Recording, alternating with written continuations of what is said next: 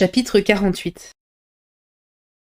Le lendemain matin, on s'attendait à Longbourn à recevoir une lettre de M. Bennet, mais le courrier passa sans rien apporter de lui.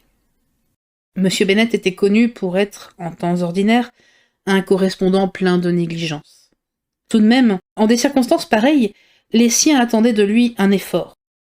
Ils furent obligés de conclure qu'il n'avait à leur envoyer aucune nouvelle rassurante. Mais de cela, même, ils auraient aimé en être certains. M. Gardiner se mit en route pour Londres aussitôt après le passage de la poste. Par lui, du moins, on serait assuré d'être tenu au courant. Il devait insister auprès de M. Bennet pour qu'il revînt chez lui le plus tôt possible. Il l'avait promis en partant, au grand soulagement de sa sœur qui voyait dans ce retour la seule chance pour son mari de ne pas être tué en duel. Mrs. Gardiner s'était décidée à rester quelques jours de plus en Hertfordshire avec ses enfants, dans la pensée qu'elle pourrait être utile à ses nièces. Elle les aidait à s'occuper de leur mère, et sa présence leur était un réconfort dans leurs moments de liberté. Leur tante Phillips aussi les visitait fréquemment, et toujours, comme elle le disait, dans l'unique but de les distraire et de les remonter. Mais comme elle n'arrivait jamais sans leur apporter un nouveau témoignage des désordres de Wickham, elle laissait généralement ses nièces plus découragées qu'elle ne les avait trouvées. Tout Meryton semblait à s'acharner à noircir l'homme qui, 3 mois auparavant, avait été son idole. On racontait qu'il avait laissé des dettes chez tous les commerçants de la ville, et qu'il avait eu des intrigues qu'on décorait du nom de séduction dans les familles de tous ces commerçants. On le proclamait d'une voix unanime, l'homme le plus dépravé de l'univers, et chacun commençait à découvrir que ses dehors vertueux ne lui avaient jamais inspiré confiance. Élisabeth, tout en ajoutant parfois à la moitié de ses racontards, en retenait assez pour être de plus en plus convaincue de la perte irrémédiable de sa sœur. Jane, elle-même, abandonnait tout espoir à mesure que le temps s'écoulait, car si les fugitifs étaient partis pour l'Écosse, ce qu'elle avait toujours voulu espérer, on aurait, selon toute probabilité, déjà reçu de leurs nouvelles. M. Gardiner avait quitté Longbourn le dimanche. Le mardi, sa femme reçut une lettre où il disait qu'il avait vu son beau-frère à son arrivée, et il avait décidé à s'installer à Gracechurch Street. M. Bennet revenait d'Epsom et de Clapham, où il n'avait pu recueillir la moindre information. Il se disposait maintenant à demander des renseignements dans tous les hôtels de Londres, pensant que Wickham et Lydia avaient pu séjourner dans l'un d'entre eux avant de trouver un logement. M. Gardiner n'attendait pas grand-chose de ses recherches, mais comme son beau-frère y tenait, il s'apprêtait à le seconder. Il ajouta que M. Bennet n'était pas disposé, pour l'instant, à quitter Londres et qu'il allait écrire à sa famille. Un post-scriptum suivait ainsi conçu. Je viens d'écrire au colonel Foster pour lui demander d'essayer de savoir par les camarades de Wickham si ce dernier a des parents ou des amis en passe de connaître l'endroit où il se dissimule. Ce serait un point capital pour nous que de savoir où nous adresser avec des chances de trouver un fil conducteur. Actuellement, nous n'avons rien pour nous guider. Le colonel Foster, j'en suis sûr, fera tout son possible pour nous obtenir ce renseignement. Mais, en y réfléchissant, je me demande si Lizzie ne saurait pas nous dire mieux que personne quels peuvent être les plus proches parents de Wickham. Élisabeth se demanda pourquoi l'on faisait appel à son concours. Il lui était impossible de fournir aucune indication. Elle n'avait jamais entendu parler à Wickham de parents autres que son père et sa mère, décédés depuis longtemps. Il était possible en effet qu'un de ses camarades du régiment fût capable d'apporter plus de lumière. Même sans chance sérieuse de réussir, il y avait à faire de ce côté une tentative qui entretiendrait l'espérance dans les esprits. L'une après l'autre, les journées s'écoulaient à Longbourn avec une anxiété que redoublait l'heure de chaque courrier. Car toute nouvelle, bonne ou mauvaise, ne pouvait venir que par la poste. Mais avant que M. Gardiner écrivît de nouveau, une lettre venant d'une toute autre direction, une lettre de M. Collins, arriva à l'adresse de M. Bennet. Jane, chargée de dépouiller le courrier de son père, l'ouvrit, et Élisabeth, qui connaissait le curieux style des lettres de son cousin, lut par-dessus l'épaule de sa sœur. « Mon cher monsieur, nos relations de parenté et ma situation de membre du clergé me font un devoir de prendre part à la douloureuse affliction qui vous frappe et dont nous avons été informés hier par une lettre du Hertfordshire. Croyez bien, cher monsieur, que Mrs. Collins et moi sympathisons sincèrement avec vous et toute votre respectable famille dans votre présente infortune, d'autant plus amère qu'elle est irréparable. Je ne veux oublier aucun argument capable de vous réconforter dans cette circonstance affligeante entre toutes pour le cœur d'un père. La mort de votre fille eût été en comparaison une grâce du ciel. L'affaire est d'autant plus triste qu'il y a fort à supposer, ainsi que me le dit ma chère Charlotte, que la conduite licencieuse de votre fille provient de la manière déplorable dont elle a été gâtée.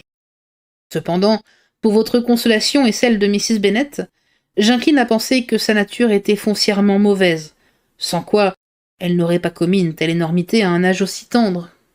Quoi qu'il en soit, vous êtes fort à plaindre, et je partage cette opinion non seulement avec Mrs. Collins, mais encore avec Lady Catherine et Miss de Bourgh. Elles craignent comme moi que l'erreur d'une des sœurs ne porte préjudice à l'avenir de toutes les autres. Car ainsi que daignait tout à l'heure me faire remarquer Lady Catherine, qui voudrait maintenant s'allier à votre famille. Et cette considération me porte à réfléchir sur le passé, avec encore plus de satisfaction, car si les événements avaient pris un autre tour, en novembre dernier, il me faudrait participer maintenant à votre chagrin et à votre déshonneur. Laissez-moi vous conseiller, cher monsieur, de reprendre courage, de rejeter loin de votre affection une fille indigne, et de la laisser recueillir les fruits de son coupable égarement. Croyez, cher monsieur, etc., etc. Monsieur Gardiner ne réécrivit qu'après avoir reçu la réponse du colonel Foster, mais il n'avait rien de satisfaisant à communiquer. On ne connaissait à Wickham aucun parent avec qui il entretint des rapports, et très certainement il n'avait plus de famille proche. Il ne manquait pas de relations banales, mais depuis son arrivée au régiment, on ne l'avait vu se lier intimement avec personne. L'état pitoyable de ses finances était pour lui un puissant motif de se cacher, qui s'ajoutait à la crainte d'être découvert par la famille de Lydia. Le bruit se répandait qu'il avait laissé derrière lui des dettes de jeu considérables. Le colonel Foster estimait qu'il faudrait plus de 1000 livres pour régler ses dépenses à Brighton. Il devait beaucoup en ville, mais ses dettes d'honneur étaient plus formidables encore. Monsieur Gardiner n'essaya pas de dissimuler ses faits. Jane les apprit avec horreur. « Quoi ? Wickham est un joueur ? C'est inouï !» s'écriait-elle. « Je ne m'en serais jamais douté. » La lettre de M. Gardiner annonçait aux jeunes filles le retour probable de leur père le lendemain, qui était un samedi. Découragé par l'insuccès de ses tentatives, il avait cédé aux instances de son beau-frère qui l'engageait à retourner auprès des siens, en lui laissant le soin de poursuivre ses recherches à Londres. Cette détermination ne causa pas à Mrs. Bennet la joie à laquelle on s'attendait, après les craintes qu'elle avait manifestées pour l'existence de son mari. « Comment ? Il revient sans cette pauvre Lydia ? Il quitte Londres avant de les avoir retrouvés ?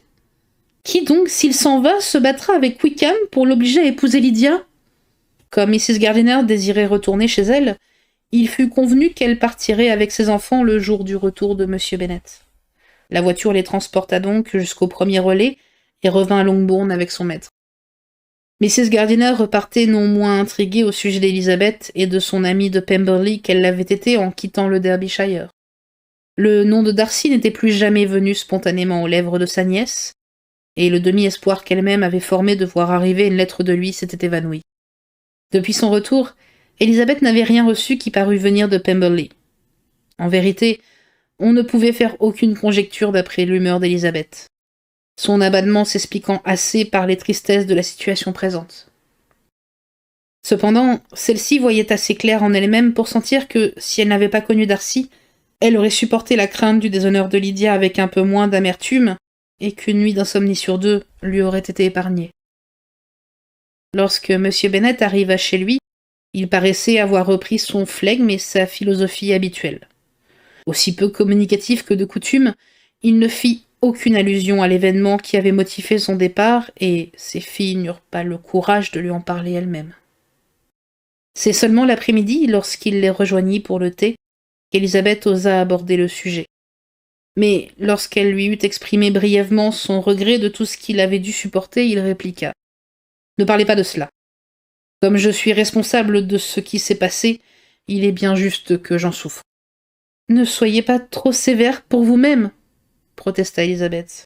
« C'est charitable, à vous de me prémunir contre un tel danger. Non, Lizzie.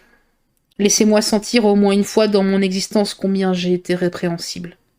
Ne craignez point de me voir accablé par ce sentiment qui passera toujours assez tôt. » Croyez-vous qu'il soit à Londres? Je le crois. Où pourrait-il être mieux caché? Et Lydia souhaitait beaucoup aller à Londres, remarqua Kitty. Elle peut être satisfaite alors, dit son père froidement, car elle y demeurera sans doute quelque temps. Après un court silence, il reprit. Lizzie, je ne vous en veux pas d'avoir eu raison contre moi.